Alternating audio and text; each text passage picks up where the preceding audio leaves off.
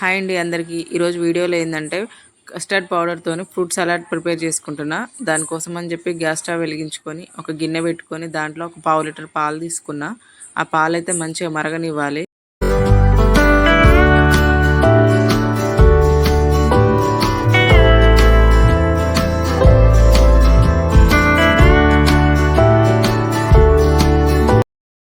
వీడియోలో చూపించిన custard powder ఉంది కదా, దాన్ని అయితే 2 చెంచాలు తీసుకొని ఒక చిన్న గిన్నెలో వేసుకొని ఒక చిన్న టీ గ్లాసుడు పాలు కానీ వాటర్ కానీ కాచి చల్లార్చిన పాలు కానీ ఏదైనా వేసుకొని ఉండలు లేకుండా మంచిగా కలుపుకోవాలి.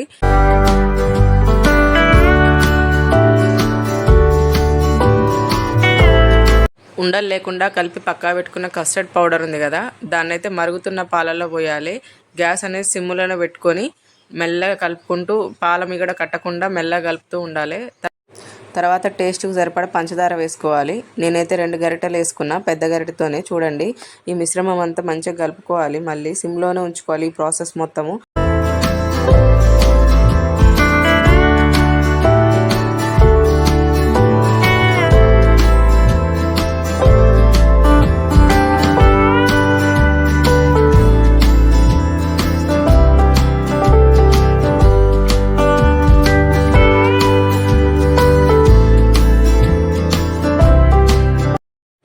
అట్లా కలపడం వల్ల పాలు అనేవి మంచిగా చిక్కబడతాయి. చూడండి వీడియోలో చూపించినట్టుగా. ఇప్పుడు గ్యాస్ ఆఫ్ చేసుకోవాలి. గ్యాస్ ఆఫ్ చేసుకున్న తర్వాత ఆ పాలని వేరే గిన్నెలోకి పోసుకోవాలి.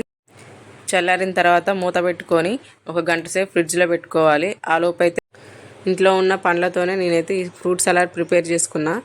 చూడండి, అరటిపండు, మామిడి పండు, దానిమ్మ, పుచ్చకాయ, యాపిల్ ఇవి తీసుకొని కట్ చేసుకొని పక్కా పెట్టుకున్నా. ఆ లోపు అయితే 1 అవర్ అయింది. ఫ్రిడ్జ్లో నుంచి తీసుకున్నా. చూడండి, మంచిగా చిక్కబడింది. చిక్కబడిన తర్వాత దాంట్లోకి అయితే కట్ చేసుకొని పక్కా పెట్టుకున్న పండ్ల ముక్కలు ఉన్నాయి కదా, అవైతే ఒక్కోటి దాంట్లో వేసుకున్నా. చూడండి,